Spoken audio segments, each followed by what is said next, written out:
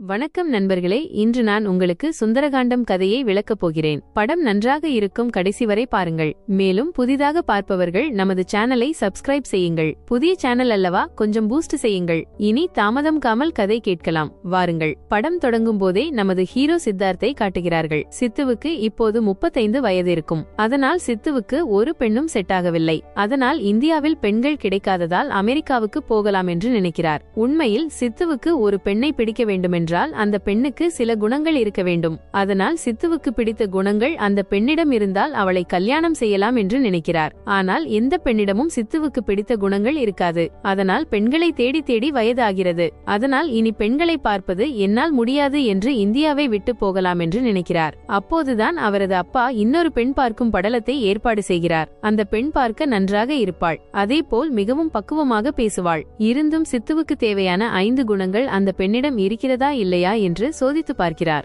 முதல் குணம் என்னவென்றால் அந்த பெண் கண்ணால் பேச வேண்டும். ஆனால் இந்த பெண் கண்ணால் பேச மாட்டாள், வாயால் தான் பேசுகிறாள். அதனால் முதல் குணம் செட் ஆகவில்லை. இரண்டாவது குணம் என்னவென்றால் பெண்ணுக்கு சாக்லேட்ஸ் கொடுத்தால் இம்ப்ரெஸ் ஆகக்கூடாது. ஆனால் இந்த பெண் மிகவும் இம்ப்ரெஸ் ஆகிறாள். மூன்றாவது குணம் என்னவென்றால் நமது ஆளுக்கு பிடித்த பெண்ணுக்கு நண்பர்கள் நிறைய பேர் இருக்க வேண்டும். ஆனால் இந்த பெண்ணுக்கு 2-3 நண்பர்கள் மட்டுமே இருப்பார்கள். அதனால் அந்த குணத்திலும் இந்த பெண் தோற்றுவிடுகிறாள். நான்காவது குணம் என்னவென்றால் நமது ஆள் விரும்பும் பெண் நேர்மறை எண்ணங்களை பரப்ப வேண்டும். ஆனால் அந்த பெண் நேர்மறை எண்ணங்களை பரப்ப மாட்டாள். இனி 5வது குணம் என்னவென்றால் இரக்கம் இருக்க வேண்டும்.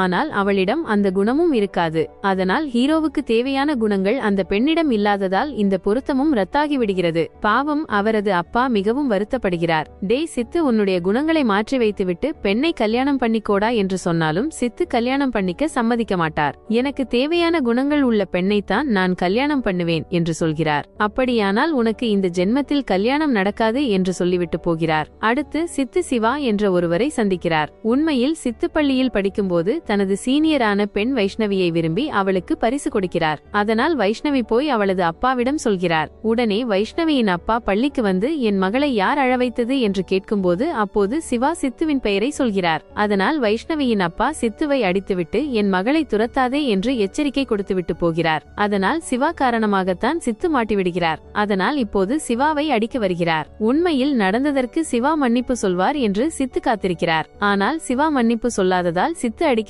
என்று நினைக்கிறார். சிவாவும் தனது ஆட்களை அனுப்பி சித்துவை அடிக்கச் சொல்கிறார். சித்து எல்லோரையும் அடித்துவிட்டு சிவாவை அடிக்கும்போது சிவாவின் மகன் இடையில் வருவதால் அடிப்பதை கைவிட்டுவிட்டு போகிறார். உண்மையில் சிவா சிறுவயதில் செய்ததால் பாவம் சித்து தனது வாழ்க்கையில் நிறைய பாதிக்கப்படுகிறார். அதனால்தான் சிவாவை அடிக்க வேண்டும் என்ற கோபம் இருந்தும் அடிக்க முடியாமல் போகிறது. சித்துவுக்கு இன்னும் 2 வருத்தங்கள் பாக்கியிருக்கிறது. முதல் ஒன்று என்னவென்றால் கல்லூரிக்கு செல்ல வேண்டும். இரண்டாவது ஒன்று என்னவென்றால் சிறுவயதில் சித்து காதல் செய்த பெண் வைஷ்ணவியை பார்த்து சித்து அவளை எவ்வளவு காதல் செய்தார் என்று சொல்லலாம் என்று நினைக்கிறார். வெட்டினால் சித்துவின் பள்ளி வாழ்க்கையை காட்டுகிறார்கள். சித்து தனது சீனியரான வைஷ்ணவியை விரும்புகிறார். ஏனென்றால் வைஷ்ணவி கண்ணால் மட்டும்தான் பேசுகிறாள். அதேபோல் வைஷ்ணவிக்கு நிறைய பேர் நண்பர்கள் இருப்பார்கள். சாக்லேட்ஸ் கொடுத்தாலும் இம்ப்ரெஸ் ஆக மாட்டாள். அதேபோல் மாணவர்களுக்கு தினமும் நேர்மறை எண்ணங்களை பரப்புகிறாள். இரக்கத்தை பற்றி சொல்ல வேண்டுமென்றால் மிகவும் அதிகமாக இருக்கும். தினமும் வைஷ்ணவியை பார்த்து மிகவும் சந்தோஷமாக இருப்பார். அதேபோல் டஸ்டருக்காக வகுப்பறைக்கு வந்து அவளையே பார்த்து நிற்பார். அப்படி தினமும் அவளது பையில் நிறைய பரிசுகள் வைப்பார். அதேபோல் நல்ல நல்ல கவிதைகள் எழுதி யாரும் பார்க்காத போது அவளது பையில் வைத்து விடுவார். ஒரு நாள் வைஷ்ணவி சித்துவுக்கு பக்கத்தில் வந்து அவனது முடியை பிடித்துவிட்டு போகிறாள். அப்படி அவள் தொட்டதால் சித்து மிகவும் சந்தோஷமாக உணர்கிறார். அடுத்த நாள் அவளுக்கு காதணிகள் பரிசாக கொடுக்கிறார். அது வைஷ்ணவிக்கு மிகவும் பிடித்திருக்கிறது. பாவம், அப்போதே இந்த விஷயம் வைஷ்ணவியின் அப்பாவுக்கு தெரிந்து சித்துவை அடிக்கிறார். ஆனால் தனக்கு கடிதங்கள் எழுதியது பரிசுகள் கொடுத்தது சித்து என்று வைஷ்ணவிக்கு தெரியாது. சித்து தூரத்திலிருந்து அவளை கவனித்து காதல் செய்கிறார். இனி நிகழ்காலத்திற்கு வரும்போது சித்து விசாகப்பட்டினத்துக்கு போவதற்காக விமான நிலையத்திற்கு வருகிறார். சித்துவுக்கு மிகவும் தாமதமானதால் விமானம் தவறாக போய்விடும் என்று வேகமாக போகும்போது ஒரு பெண்ணை தட்டுகிறார். அதனால் அந்த பெண்ணின் கையில் இருக்கும் காஃபி அவளது சட்டையில் விழுகிறது. இருந்தும் அந்த பெண் சித்துவை எதுவும் சொல்லாமல் நேர்மறையாக பேசிவிட்டு போகச் சொல்கிறாள். அவள் அப்படி நல்ல முறையில் பேசியதால் அவளுக்கு இரக்கம் இருக்கிறது என்று சித்துவுக்கு புரிகிறது. அதனால் சித்துவுக்கு தேவையான குணங்களில் ஒரு குணம் அந்த பெண்ணிடம் பொருந்தி போகிறது. உடனே அந்த பெண்ணுக்காக இன்னொரு ஆடையை எடுத்து வந்து கொடுக்கிறார். அவளும் எதுவும் சொல்லாமல் சரி சார், உங்களது விமானத்திற்கு நேரமானதாக தெரிகிறது, போங்கள் என்று சொல்கிறாள். இல்லை இல்லை, எனது விமானத்திற்கு இன்னும் 10 நிமிடங்கள் நேரம் இருக்கிறது என்று சொல்கிறார். அப்படியா, அப்போ எதுக்கு எனக்கு ஆடை வாங்கி தந்தீர்கள்? நீங்கள் வாங்கி தர வேண்டியது காஃபி அல்லவா என்று சொல்லி காஃபி கேட்கிறாள். சரி, சித்துவுக்கு எப்படியும் இன்னும் 10 நிமிடங்கள் நேரம் இருக்கிறது, அதனால் அவளுக்கு காஃபி வாங்கி கொடுத்து பேசுகிறார். அப்படி பேசிய போது அந்த பெண்ணுக்கு புரிகிறது சித்துவுக்கு இன்னும் கல்யாணம் ஆகவில்லை என்று. இவ்வளவு வயதாகியும் சித்துவுக்கு கல்யாணம் ஆகவில்லை என்று கொஞ்சம் அதிர்ச்சியாகிறாள். அதேபோல் அவளும் விசாகப்பட்டினத்துக்கு போகிறாள். ஆனால் சித்து போகும் விமானம் அல்ல, அடுத்த விமானம். அவளுக்கு விமான நிலையத்தில் நேரத்தை செலவிடுவது மிகவும் பிடிக்கும். அதனால்தான் 2-3 மணி நேரம் முன்னதாக வந்துவிட்டு விமான நிலையம் முழுவதும் நடக்கிறாள். இனி சித்துவுக்கு விமான நேரமானதால் அவளிடம் விடைபெற்றுவிட்டு போகிறார். அவளும் கண்ணால் மட்டுமே விடைபெறுவதை பார்த்து சித்துவுக்கு அந்த பெண்ணை மிகவும் பிடிக்கிறது. அடுத்து விசாகப்பட்டினத்துக்கு வந்த பிறகு தனது நண்பன் சத்யாவை பார்த்து அவனிடம் விமான நிலையத்தில் நடந்தது முழுவதையும் சொல்லி எப்படி இருந்தாலும் அந்த பெண்ணை கண்டுபிடிக்கலாம் என்று சொல்கிறார். உடனே அவளுக்காக விமான நிலையத்திற்கு போய் விசாரிக்கிறார். ஆனால் அவளை காணவில்லை. அடுத்து காஃபி கடைக்கு போய் ஃபீபி என்ற பெயருள்ள யாராவது வந்தார்களா என்று கேட்டால், இல்லை சார், அப்படி ஒரு பெயருள்ள எந்த பெண்ணும் வரவில்லை என்று சொல்கிறார்கள். பாவம் விசாகப்பட்டினத்துக்கு கல்யாணம் பார்க்க வருகிறார். ஆனால் அவருக்கு பிடித்த பெண்ணை பார்த்ததால் அவளுக்காக தேடுகிறார்.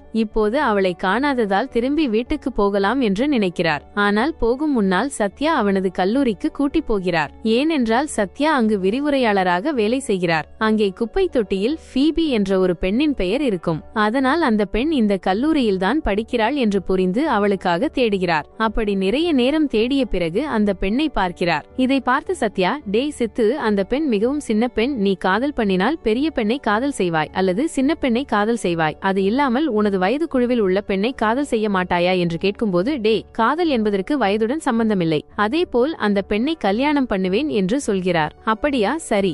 ஆனால் அந்த பெண்ணின் பெயர் ஐரா. அவள் அத்தனை நல்ல மாணவி எதுவும் இல்லை. தினமும் வகுப்பறையில் தூங்குவாள். அதேபோல் பார்த்து எழுதுவதை தவிர பார்க்காமல் எழுத மாட்டாள். இப்போது அப்படிப்பட்ட பெண் தேவையாடா என்று கேட்டால், அதேடா, எனக்கு தேவையான குணங்கள் அந்த பெண்ணிடம் பார்த்தேன், அதனால் அவளை எனக்கு வேண்டும் என்று சொல்லிவிட்டு அவளது பக்கத்தில் போய் பேசுகிறார். இதை பார் பெண்ணே, உனது பெயர் ஐரா என்றால் எதற்கு ஃபீபி என்று சொன்னாய் என்று கேட்டால், அதுவா, நான் பார்க்கும் தொடரில் எனது விருப்பமான கதாபாத்திரத்தின் பெயர்தான் அது. அதனால்தான் அப்படி சொன்னேன். இருந்தும் எனக்கு வித்தியாசமாக இருப்பது மிகவும் பிடிக்கும். அதனால்தான் அப்படி சொன்னேன் என்று சொல்கிறாள். அடுத்து அவர்கள் இருவரும் சேர்ந்து மீண்டும் காஃபி குடிக்கப் போகிறார்கள். அவர்கள் இருவரும் அப்படி பேசிக் கொண்டிருக்கும் போது இடையில் ஐராவின் நண்பர்கள் வந்து அவளிடம் பேசுகிறார்கள். அவளுக்கு நிறைய நண்பர்கள் இருக்கிறார்கள் என்று புரிந்தவுடன் இரண்டாவது குணமும் செட் ஆகிவிடுகிறது. அதேபோல் நேர்மறை எண்ணங்களையும் பரப்பியதால் மிகவும் சந்தோஷமாக உணர்கிறார். அடுத்த நாள் சாக்லேட்ஸ் எடுத்து வந்து அவளுக்கு கொடுக்கிறார். அவள் சாக்லேட்ஸ் எடுக்க மாட்டாள் என்று நினைக்கிறார். ஆனால் அவள் சாக்லேட்ஸ் எடுத்ததால் சித்து மிகவும் வருத்தப்படுகிறார்.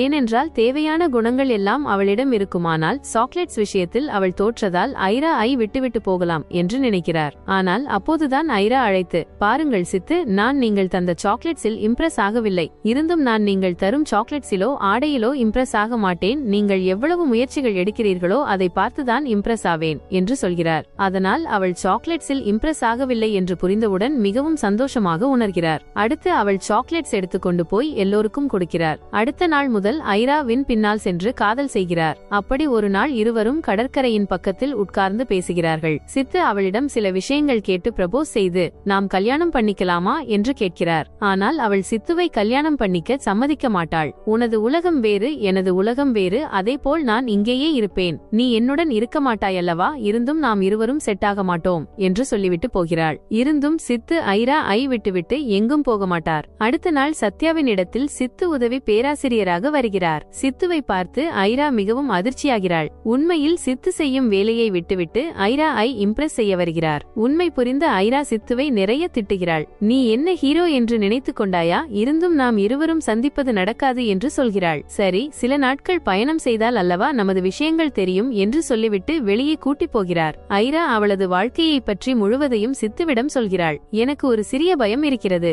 என்னால் இரவு நேரத்தில் தூங்க முடியாது. ஏனென்றால் நான் சிறு வயதில் இருந்தபோது எனது அப்பாவும் அம்மாவும் நிறைய சண்டை போடுவார்கள். ஆனால் நான் விழித்திருப்பதை கண்டால் எனது அம்மாவும் அப்பாவும் சண்டையை நிறுத்திவிடுவார்கள். அதனால் அவர்கள் சண்டை போடாமல் இருக்க வேண்டுமென்றால் நான் தூங்கக்கூடாது. நான் சில நாட்கள் தூங்கவில்லை. இருந்தும் எனது அப்பா எனது அம்மாவை திட்டிவிட்டு நிறைய சண்டை போட்டுவிட்டு போனார். அதனால் எனது அம்மா மிகவும் பாதிக்கப்பட்டார்கள். அன்று முதல் நான் தூங்கலாம் என்று நினைத்தாலும் தூக்கம் வராது. அதனால்தான் மாத்திரைகள் பயன்படுத்துகிறேன் என்று சொல்கிறாள். அப்படி அவளது மனம் மிகவும் வருத்தப்பட்டது என்று புரிந்தவுடன் சித்து அவளுக்கு வாழ்க்கையை பற்றி விளக்குகிறார். அவள் சின்ன பெண்ணானதால் சித்துவை பார்த்து மிகவும் இம்ப்ரெஸ் ஆகிறாள். அதேபோல் தினமும் அவனுடன் சுற்றி மிகவும் அனுபவிக்கிறாள். அப்படி இருவரும் சேர்ந்து நிறைய நேரத்தை செலவிடுகிறார்கள். போனில் பேசுவார்கள், வெளியே சுற்றுவார்கள். அதனால் அவளுக்கு சித்துவின் மேல் மிகவும் நல்ல அபிப்பிராயம் இருக்கும். அடுத்த நாள் இரவு ஐரா மிகவும் சந்தோஷமாக தூங்குகிறாள். ஏனென்றால் அவளது அப்பா போன பிறகு ஒரு நாள் கூட தூங்கி இருக்க மாட்டாள். ஆனால் நேற்று இரவு சந்தோஷமாக தூங்குகிறாள். அதனால் இப்போது சித்துவின் பக்கத்தில் ஓடி வந்து,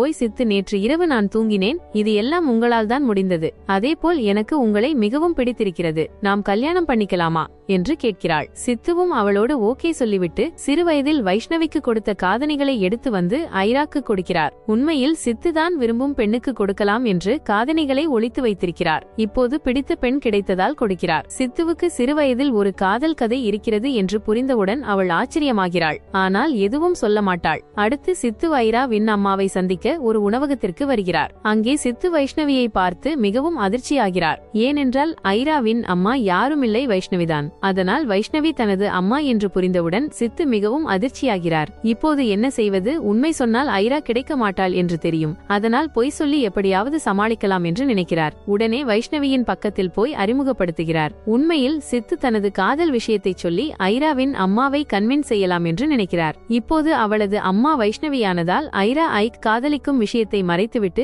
என்ன சொல்வது என்று தெரியாமல், எனது அக்காவுக்கு வளைகாப்பு நடக்கப் போகிறது, நீங்கள் உங்களது மகளையும் கூட்டி வாருங்கள் என்று சொல்லிவிட்டு போகிறார். சித்து அப்படி சொன்னதால் ஐராக்கு மிகவும் கோபம் வருகிறது. வீட்டுக்கு வந்தவுடன் ஐரா சித்துவுக்கு போன் செய்கிறார். இருந்தும் சித்து எடுக்க மாட்டார். எடுத்தால் மீண்டும் என்ன சொல்ல வேண்டும் என்று பயப்படுகிறார். பாவம் சித்துவுக்கு இப்போது என்ன செய்வது என்று தெரியவில்லை. ஒருவேளை உண்மை தெரிந்தால் ஐரா என்ன நினைப்பாள் என்று மிகவும் பதட்டமாகிறார். ஏனென்றால் சிறு வயதில் அவளது அம்மாவை விரும்பியிருக்கிறாரே, இப்போது மகளை விரும்புகிறார். அதனால் இந்த உண்மை மகளுக்கும் அம்மாவுக்கும் இருவருக்கும் தெரிந்தால் மிகவும் பிரச்சனையாகிவிடும் என்று தீர்வை தேடுகிறார். அப்போதுதான் காதணிகள் நினைவு வருகிறது. காதணிகள் அவன் ஐராக்கு கொடுத்திருப்பாரே, இப்போது அந்த காதணிகளை அவளது அம்மா பார்த்தால் அவளது சிறு வயதின் நினைவுகள் நினைவு வர வாய்ப்பு இருக்கிறது. அதனால் எப்படியாவது காதணிகளை எடுக்கலாம் என்று நினைக்கிறார். உடனே ஐராவின் பக்கத்தில் போய் அவளை தண்ணீர் எடுக்க வெளியே அனுப்பிவிட்டு அவளது அறை முழுவதும் தேடுகிறார். எங்கும் காணவில்லை. நிறைய நேரம் தேடிய பிறகு அவளது கல்லூரி பையில் காண்கிறார். அதனால் வேகமாக எடுத்து சட்டைப்பையில் வைத்துக் கொள்கிறார். அப்போதுதான் ஐரா தண்ணீர் எடுத்து வந்து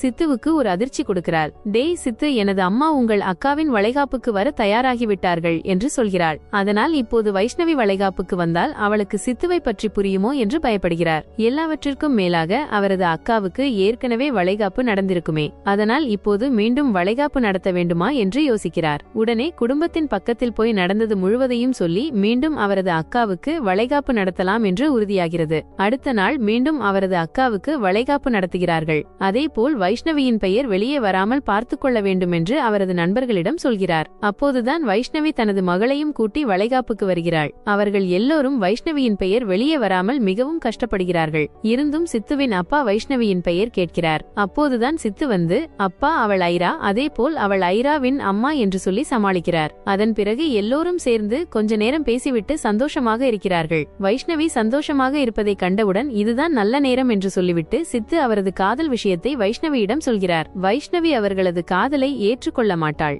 அதனால் தனது மகளையும் கூட்டி போகிறாள். அதே நாள் இரவு சித்து ஐரா பார்க்க அவளது வீட்டுக்கு வருகிறார். சித்து அங்கேயே இருப்பதைக் கண்டு வைஷ்ணவிக்கு இன்னும் கோபம் வருகிறது.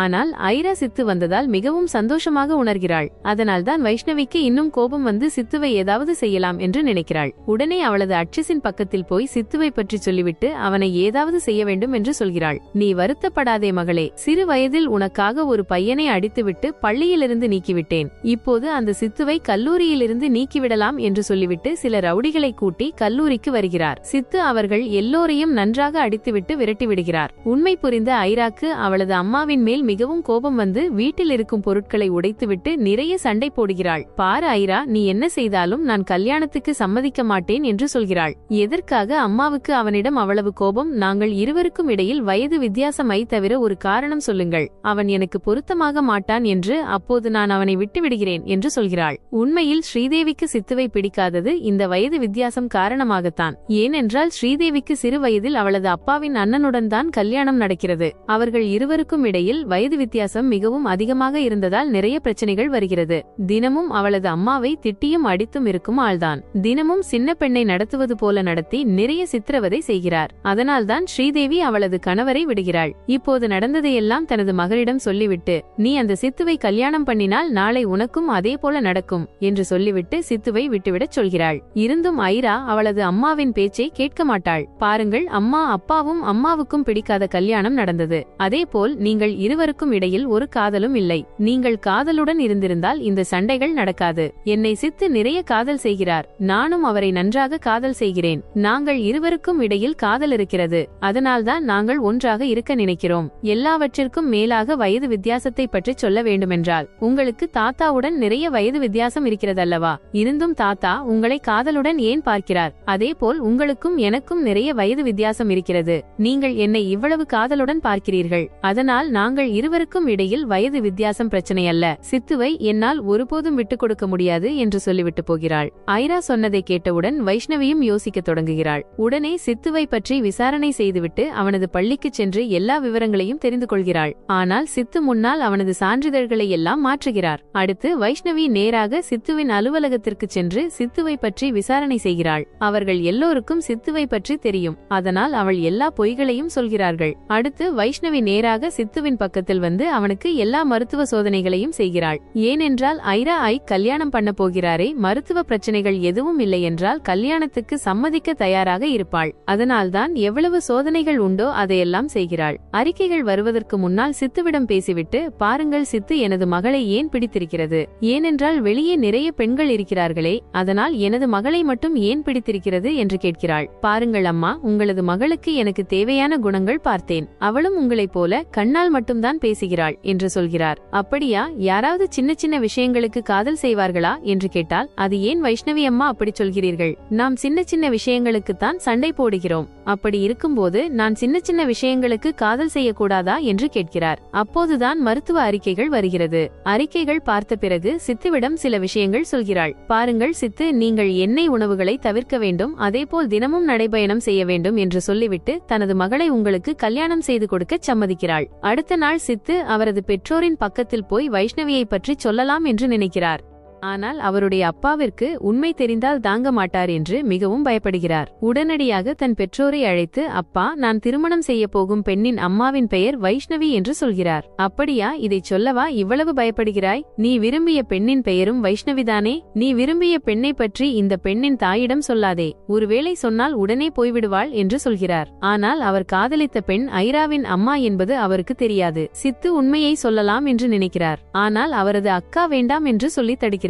அடுத்த நாள் சித்துவுக்கும் ஐராவுக்கும் திருமண நிச்சயதார்த்தம் நடந்து கொண்டிருக்கிறது. அப்போதுதான் சிவா அவரது குடும்பத்துடன் சித்துவின் நிச்சயதார்த்தத்திற்கு வருகிறார். வைஷ்ணவியிடம் சிவா உண்மையை சொல்லிவிடுவாரோ என்று அனைவரும் மிகவும் பயப்படுகிறார்கள். ஆனால் சிவா உண்மை சொல்ல வரவில்லை. வெறுமனே சித்துவுக்கு வாழ்த்து சொல்லத்தான் வருகிறார். ஏனென்றால் சிறு வயதில் உண்மை சொல்லி தவறு செய்தாரே, இப்போது உண்மையை மறைத்துவிட்டு அதை சரி செய்ய வருகிறார். ஒருபுறம் சித்து சிவாவுடன் பேசிக் கொண்டிருக்கும் போது சித்துவின் அப்பா காதணிகள் உள்ள பெட்டியை வைஷ்ணவிக்கு கொடுக்கிறார். வைஷ்ணவி அந்த பெட்டியை திறந்து காதணிகளை பார்த்தவுடன் அவருடைய சிறுவயது நினைவுகள் மீண்டும் வருகின்றன.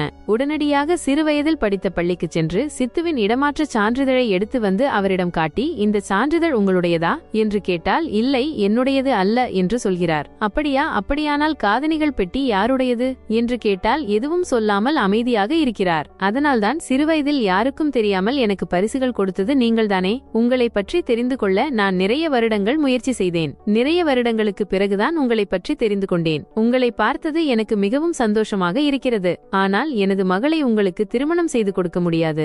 ஏனென்றால் சிறுவயதில் என்னை காதலித்துவிட்டு இப்போது எனது மகளை திருமணம் செய்ய தயாராக இருக்கிறீர்கள். இது எனக்கு பிடிக்கவில்லை. நான் ஐராவிடம் பேசி அவளை சம்மதிக்க வைக்கிறேன் என்று சொல்லிவிட்டு போகிறார். அதன் பிறகு வைஷ்ணவி வீட்டிற்கு போனதும் ஐராவிடம் நடந்த அனைத்தையும் சொல்கிறார். ஐரா சித்துவிடம் வந்து அவரை எதுவும் சொல்லாமல் அன்புடன் பேசிவிட்டு, ஓய் சித்து, சிறுவயதில் எனது அம்மாவை காதலித்தீர்கள் அல்லவா? இப்போது எனது அம்மாவின் மேல் ஏதேனும் உணர்வு இருக்கிறதா என்று கேட்டால், இல்லை ஐரா, சிறுவயதில் ஏதோ தெரியாமல் அப்படி செய்தேன் என்று சொல்கிறார். சித்து சொன்னதை ஐரா ஏற்றுக்கொண்டு, நீங்கள் வருத்தப்படாதீர்கள், எனது அம்மாவை நான் சம்மதிக்க வைக்கிறேன் என்று சொல்கிறார். அப்போதுதான் சத்யா ஐராவிடம் உள்ள 5 குணங்களை பற்றி சொல்லிவிட்டு, பார் ஐரா, நம் சித்து விரும்பியபடியேதான் உன்னிடம் அந்த 5 குணங்களை பார்த்தார் என்று சொல்கிறார். அப்படியா? அந்த 5 குணங்கள் என்னவென்று சித்து எப்போதுமே எனக்கு சொல்லிக் கொடுக்கவில்லையே என்று கேட்டால், சத்யா சித்துவுக்கு தேவையான அந்த 5 குணங்களை பற்றி பற்றி அவளுக்கு விளக்குகிறார். சத்யா சொன்னதை கேட்டவுடன் ஐராவுக்கு சித்துவின் மேல் மிகவும் கோபம் வருகிறது. என்ன சித்து, நான் எனது அம்மாவைப் போல இருப்பதால் என்னை காதலித்தீர்களா என்று கேட்டால், அதுவெல்லாம் இல்லை ஐரா, உன்னிடம் 5 குணங்கள் இருக்கின்றன, அதனால்தான் காதலித்தேன் என்று சொல்கிறார். அப்படியா? ஒருவேளை 5 குணங்கள் இல்லை என்றால் என்னை காதலிக்க மாட்டீர்கள் அல்லவா என்று கேட்டால் எதுவும் சொல்லாமல் அமைதியாக இருக்கிறார். பாருங்கள் சித்து, உங்களுக்கு தேவையான குணங்கள் என்னிடம் இல்லை. ஏனென்றால் விமான நிலையத்தில் எனது மேல் காஃபி ஊற்றிய போது எனக்கு உங்களிடம் மிகவும் கோபம் வந்தது. நீங்கள் யார் என்று எனக்கு தெரியாது, அதனால்தான் அப்படி பேசினேன். அதேபோல் எனக்கு நிறைய நண்பர்களும் இல்லை. இப்படிப்பட்ட காரணங்களைச் சொல்லி காதலிப்பது மிகவும் தவறு. நீங்கள் உங்கள் 5 குணங்களையும் மூட்டை கட்டி வைத்துவிட்டு என்னை காதலித்தால் சொல்லுங்கள், நாம் இருவரும் திருமணம் செய்து கொள்ளலாம் என்று சொல்லிவிட்டு போகிறாள். ஆனால் சித்து ஐராவை விட அந்த 5 குணங்களுக்குத்தான் முக்கியத்துவம் கொடுக்கிறார். சத்யா ஐராவிடம் நிறைய சொல்லி பார்க்கிறார். ஆனாலும் அவள் சம்மதிக்க மாட்டாள். சில நாட்கள் சென்ற பிறகு சித்துவிடம் அவரது அக்கா வந்து பேசி, டேய் சித்து, நீ வைஷ்ணவியிடம் உனக்கு தேவையான 5 குணங்கள் இருக்கின்றன என்று சிறுவயதில் வைஷ்ணவியின் பின்னால் போனாயல்லவா, இப்போது அதே குணங்கள் வைஷ்ணவியிடம் இருக்கிறதா? இல்லையே, அவள் நிறைய மாறிவிட்டாள். ஏனென்றால் ரவுடிகளை வைத்து உன்னை அடிக்க வைத்தாள். அதனால் அவளிடம் நல்ல மனசு எங்கு இருக்கிறது? இல்லையே. அதேபோல் குணங்களும் எப்போதும் மாறிக்கொண்டே வரும். இப்போது உனக்கு தேவையான குணங்கள் ஐராவிடம் இல்லையல்லவா, அதனால் யாரும் சரியானவர்களாக இருக்க மாட்டார்கள் என்று சொல்கிறாள். அப்போதுதான் அவளுக்கு பிரசவ வலி வந்ததால் மருத்துவரை அழைத்து குழந்தையை வெளியே எடுக்கிறார். அவரது அக்காவுக்கு பெண் குழந்தை பிறந்ததால் சித்து சற்று மகிழ்ச்சியாக உணர்கிறார். உடனடியாக வைஷ்ணவியிடம் போய் ஒரு முக்கியமான விஷயத்தை சொல்கிறார். உண்மையில் சித்து வைஷ்ணவியை காதலிக்கவில்லை, வெறுமனே வைஷ்ணவியைப் போல ஒரு பெண் தன் வாழ்க்கைக்கு வரவேண்டும் என்று ஆசைப்படுகிறார். ஒருவேளை உண்மையிலேயே வைஷ்ணவியை பிடித்திருந்தால் சிறுவயதிலேயே அவளிடம் தனது காதலை சொல்லியிருப்பாரே, ஆனால் செய்யவில்லை. அந்த வயதில் ஏதோ தெரியாமல் அவளது பின்னால் போனார். அதேபோல் வைஷ்ணவியை பற்றி எல்லோரிடமும் சொன்னதால் சித்து உண்மையாகவே வைஷ்ணவியை காதலித்தார் என்று எல்லோரும் நினைத்தார்கள். ஆனால் சித்து அவளை ஆராதித்தார், காதலிக்கவில்லை. சித்து உண்மையாகவே காதலித்தது ஐராவை மட்டும்தான். அதனால் இப்போது ஐராவைத்தான் காதலிக்கிறார். இந்த விஷயத்தை வைஷ்ணவியிடம் சொல்லிவிட்டு ஐராவிடம் போய் அவளிடம் பேசுகிறார். பார் ஐரா, உன்னிடம் 5 குணங்களை பார்த்து உன்னை காதலித்தது உண்மைதான். ஆனால் அந்த குணங்களை எல்லாம் ஒதுக்கி வைத்துவிட்டு பார்த்தால் நான் உன்னை உண்மையிலேயே காதலித்தேன். அதேபோல் நான் சொன்ன பொய்கள் எல்லாம் உன்னுடன் சந்தோஷமாக இருக்க வேண்டும் என்பதற்காகத்தான் என்று சொல்லிவிட்டு காதணிகள் பெட்டியை எடுத்து வந்து அவளுக்கு கொடுத்துவிட்டு விமான நிலையத்திற்கு போகிறார். அப்போதுதான் வைஷ்ணவி வந்து சித்துவை தட்டுகிறார். படம் தொடங்கும் போதே அவளது மகளை தட்டினாரே, இப்போது அவள் தட்டிவிட்டு சித்துவின் மேல் காஃபியை ஊற்றுகிறாள். அதன் பிறகு சிறுவயதில் சித்து எழுதிய கடிதங்களை பற்றி சொல்லி, பாருங்கள் சித்து, நீங்கள் எனக்காக எழுதியதை நான் மீண்டும் படித்து பார்த்தேன். அந்த கடிதங்கள் எல்லாம் ஒரு நண்பனுக்கு எழுதியது போல நன்றாக எழுதியிருந்தீர்கள். அதேபோல் காதணிகள் ஒரு அம்மாவுக்கு பரிசாக கொடுத்தது போல இருந்தது. சிறுவயதில் நீங்கள் காதலுடன் எழுதியதால் நானும் காதல்தான் என்று நினைத்து படித்தேன். இப்போது படித்த போதுதான் உங்கள் மேல் நம்பிக்கை வந்தது என்று சொல்கிறார். அப்போதுதான் ஐரா ஓடி வந்து சித்துவை சந்திக்கிறாள். என்ன ஆயிற்று ஐரா, தேர்வு எழுதிவிட்டு வந்திருந்தால் போதுமே, எதற்கு இவ்வளவு வேகமாக வந்தாய் என்று சித்து கேட்டால், தேர்வை சத்யா சாரிடம் எழுதச் சொல்லிவிட்டு வந்தேன் என்று சொல்கிறாள். அப்படியா? அப்படியானால் நீ தேர்ச்சியான மாதிரி என்று நகைச்சுவை செய்கிறார். அதன் பிறகு அவள் சித்துவை முத்தம் கொடுத்துவிட்டு கட்டிப்பிடிக்கிறாள். அதனால் அவர்கள் இருவரும் சேர்ந்து திருமணம் செய்து கொள்கிறார்கள். இத்துடன் இந்த சுந்தரகாண்டம் படம் முடிந்தது. படம் எப்படி இருந்தது என்று உங்கள் கருத்தை சொல்லுங்கள்.